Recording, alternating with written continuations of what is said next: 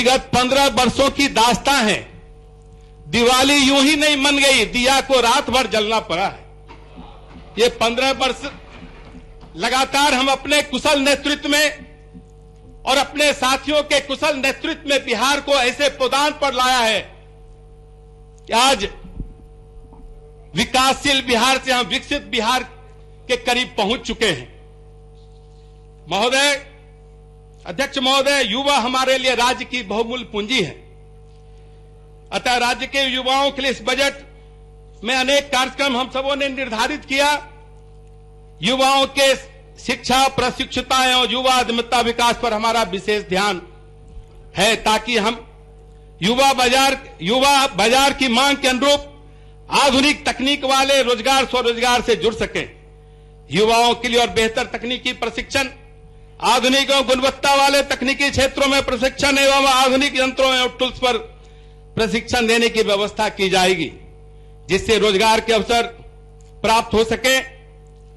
महोदय, हम अपने युवा को केवल रोजगार की तलाश में रहे ऐसा नहीं है। हम चाहते हैं कि वे रोजगार के सृजनकर्ता भी बने। इसलिए युवाओं को सफल उद्यमी बनाने हेतु युवाओं के लिए न सिर्फ उच्च स्तर के प्रशिक्षण की व्यवस्था की जा रही है, बल्कि अपना उद्यम व्यवसाय को खड़ा करने के लिए उन्हें पूर्व में अपने भाषण में भी विस्तार से जिक्र किया था, उन्हें सारी सुविधाएं दी जा रही है। अध्यक्ष महोदय, मैं आशा करता हूं इन कार्यक्रमों से युवाओं के स्किल का अपग्रेडेशन होगा तथा उनमें उद्यमिता की भावना भी उत्पन्न होगी। इसके लिए इससे न केवल राज्य की अपितु राष्ट्र की उन्नति में भी इनका योगदान होगा, क्योंकि बिहार बढ़ेगा तो भारत बढ़ेगा। ये परिकल्पना को हम लेकर चलना चाहते हैं।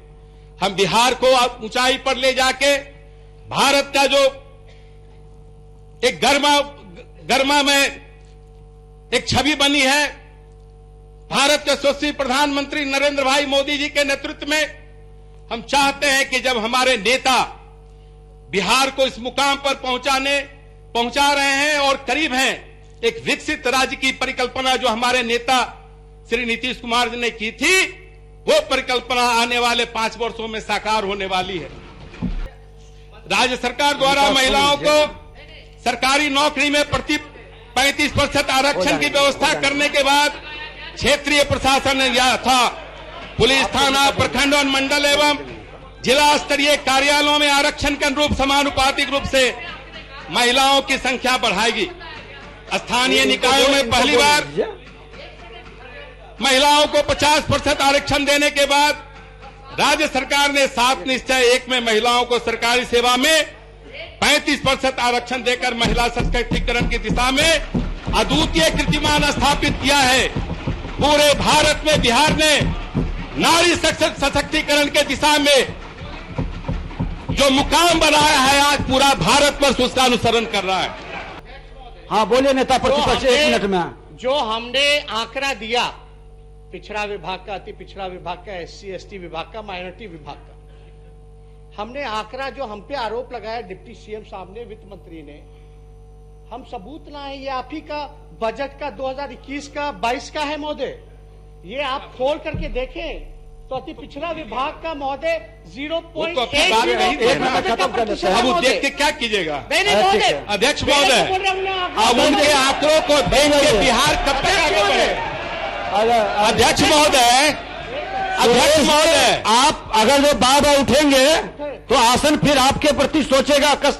अध्यक्ष महोदय, इन्होंने बजट अब तो सरकार के आंकड़े बिहार को आगे बढ़ाएंगे, नेता प्रतिपक्ष के आंकड़े बिहार को आगे नहीं बढ़ाएंगे। इस बात को समझने की जरूरत है पूरे सदन को।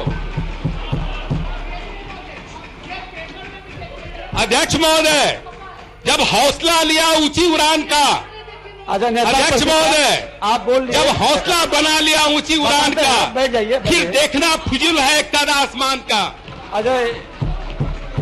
अध्यक्ष महोदय, राज्य सरकार द्वारा जहां एक और औद्योगिक प्रोत्साहन नीति में संशोधन किया, वहीं दूसरी ओर खाद्य प्रसंस्करण के क्षेत्र में कई कार्यक्रम प्रारंभ किया गया। कास्ट से संबंधित क्षेत्र में भी अनेक कार्यक्रम आरंभ किए गए, जिनका कार्यान्वयन पर्यावरण एवं वन विभाग द्वारा संचालित किया जाएगा। सरकार की मंशा है कि उद्योग के साथ कृषि एवं मत्स्य संसाधन, वन विभाग के साथ अन्य सभी विभाग मिलकर अतिरिक्त रोजगार का सृजन करेंगे। ले लीजिए। अध्यक्ष महोदय, अध्यक्ष महोदय, दे दीजिए। अध्यक्ष महोदय, अध्यक्ष महोदय, सरकार का वक्तव्य हो रहा है, नेता प्रतिपक्ष बिहार के विकास से काफी घबराए हुए हैं। नेता प्रतिपक्ष बिहार के विकास से घबराए हुए हैं। उन्होंने 2005 के पूर्व के बिहार की याद दिलाकर बिहार के दुखती रग को छेड़ने का काम किया और आज ये बर्दाश्त नहीं हो रहा है। 2005 के पहले का अगर बखान शुरू करें 2-3 घंटे लग जाएंगे। 2005 के पहले का बिहार क्या था?